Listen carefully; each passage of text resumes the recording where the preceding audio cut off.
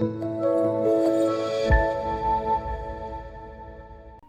pagi Bapak Ibu dan saudara-saudara yang dikasihi Tuhan. Shalom.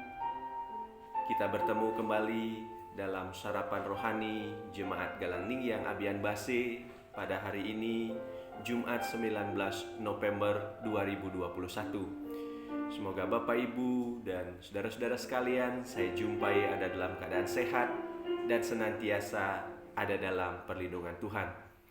Sebelum kita akan mulai segala aktivitas kita sepanjang hari ini, mari kita bersama-sama merenungkan kebenaran firman Tuhan.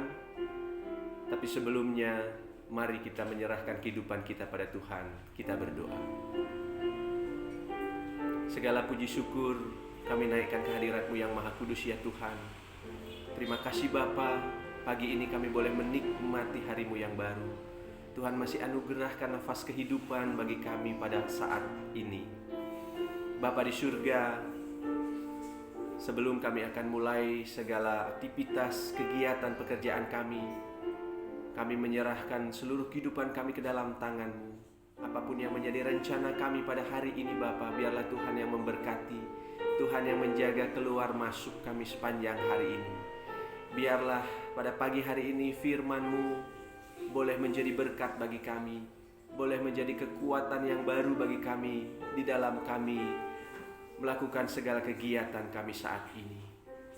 Tuhan kiranya menganugerahkan roh hikmat kebijaksanaan sehingga kami dapat mengerti dan memahami maksud kebenaran firman-Mu.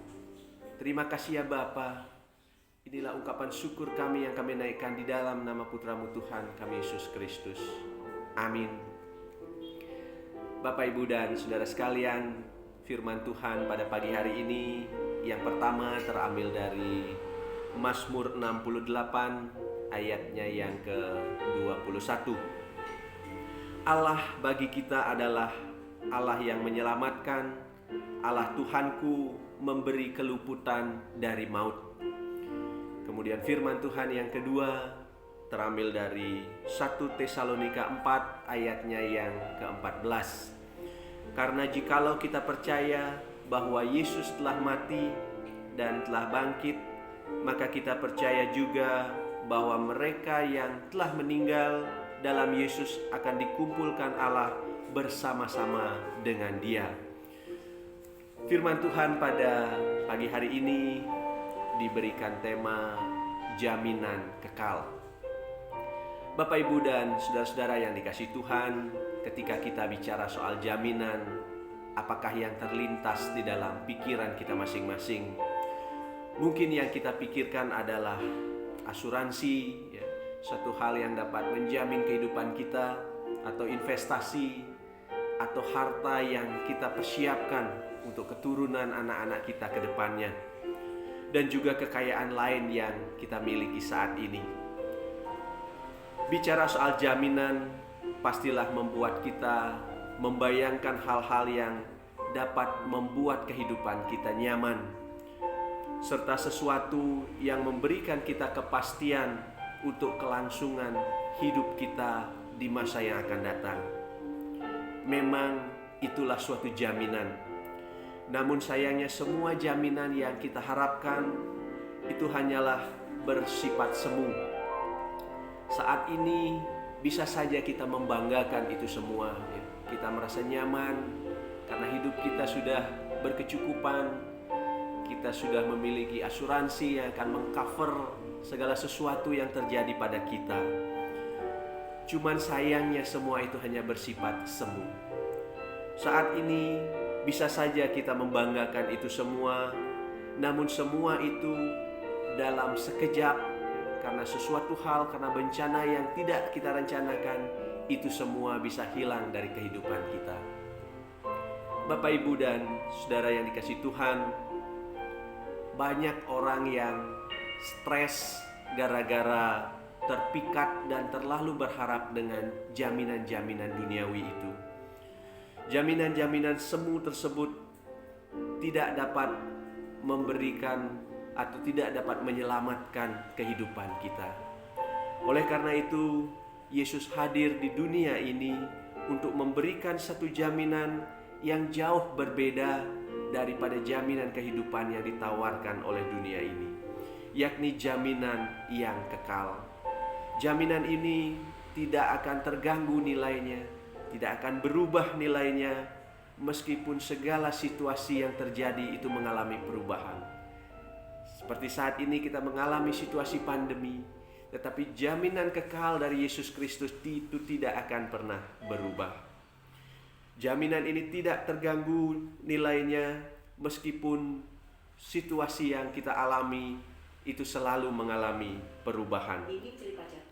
Jaminan ini juga bisa dimiliki oleh siapapun tanpa memandang status sosial dan kondisi ekonomi kita.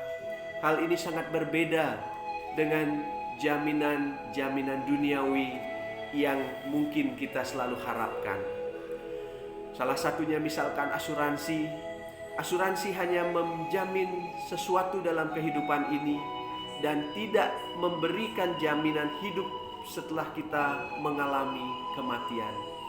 Asuransi itu tidak memberikan jaminan keselamatan akan kehidupan kita. Pada sisi lain faktanya, hampir tidak ada seorang pun yang tahu yang ada setelah kematian kecuali Yesus Kristus itu sendiri. Ia telah mengalahkan maut, ia mati dan bangkit. Oleh karena itu ia tahu betul Kristus telah mengalahkan maut. Ia tahu betul apa itu kematian dan kesedihan karena kehilangan orang-orang yang kita kasihi akibat kematian. Yesus Kristus bahkan menangis saat Lazarus mati. Kematian adalah satu momok yang universal. Semua manusia pasti akan mengalami, dan semua manusia pasti akan mengalami ketakutan akan kematian itu sendiri. Tetapi Kristus memberikan jaminan kekal kepada setiap orang yang percaya kepadanya. Menarik melihat Daud dengan iman dalam pemikiran perjanjian lama, di mana Kristus berinkarnasi. Daud dapat dengan iman menyatakan bahwa Allah adalah Tuhan yang menyelamatkan dan membebaskan kita dari kematian. Hal itu yang digenapi dalam perjanjian baru di dalam Kristus. Bapak, Ibu, dan saudara sekalian, melalui surat Paulus kepada jemaat di Tesalonika, kita memiliki satu pengharapan bahwa yang telah meninggal itu tidak akan dikuasai oleh maut. Sebaliknya, seorang yang meninggal di dalam Yesus itu dikumpulkan Allah bersama-sama dengan Dia. Hal itu terjadi karena Yesus Kristus menjadi jaminan kekal. Ya, sekali lagi, Yesus Kristus menjadi jaminan kekal bagi hidup orang-orang yang percaya kepadanya, yang Allah berikan dan anugerahkan bagi manusia sebagai kasih-Nya yang besar. Jaminan itu kekal, dimulai dari inisiatif Allah dan diberikan secara cuma-cuma pada kehidupan orang-orang yang percaya kepadanya. Segala pertemuan itu pasti akan berakhir dengan perpisahan. Dan perpisahan pasti akan menghasilkan kesedihan, pasti akan menghasilkan duka cita. Satu-satunya pertemuan yang tidak berakhir dengan perpisahan adalah pertemuan kita dengan Tuhan.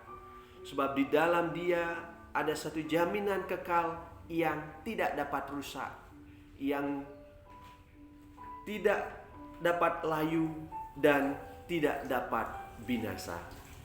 Amin. Mari kita berdoa.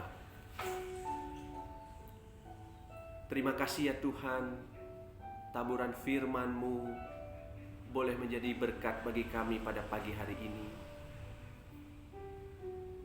Sungguh satu anugerah yang luar biasa Bapa.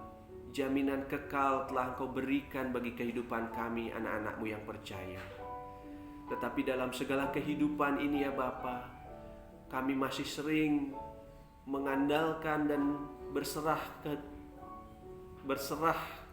kehidupan kami kepada hal-hal duniawi. Sering kami mengabaikan ya Bapa anugerah jaminan yang telah Kau curahkan bagi kehidupan kami. Biarlah pada pagi hari ini Tuhan senantiasa menolong kami, bahwa jaminan kekal itu hanya terjadi ketika kami menyerahkan kehidupan kami kepadamu ya Bapa. Pada pagi hari ini Tuhan, biarlah Tuhan memberkati seluruh kehidupan kami. Jemaat-Mu ya Tuhan, yang akan mulai segala sesuatu kegiatan pada pagi hari ini. Apapun rencana kami, dimanapun keberadaan kami, biarlah Tuhan yang senantiasa menjaga kami. Tuhan melindungi kami, Tuhan menganugerahkan kesehatan dalam kehidupan kami. Terima kasih ya Bapa. Kami mengucap syukur atas setiap hal yang boleh terjadi dalam kehidupan kami.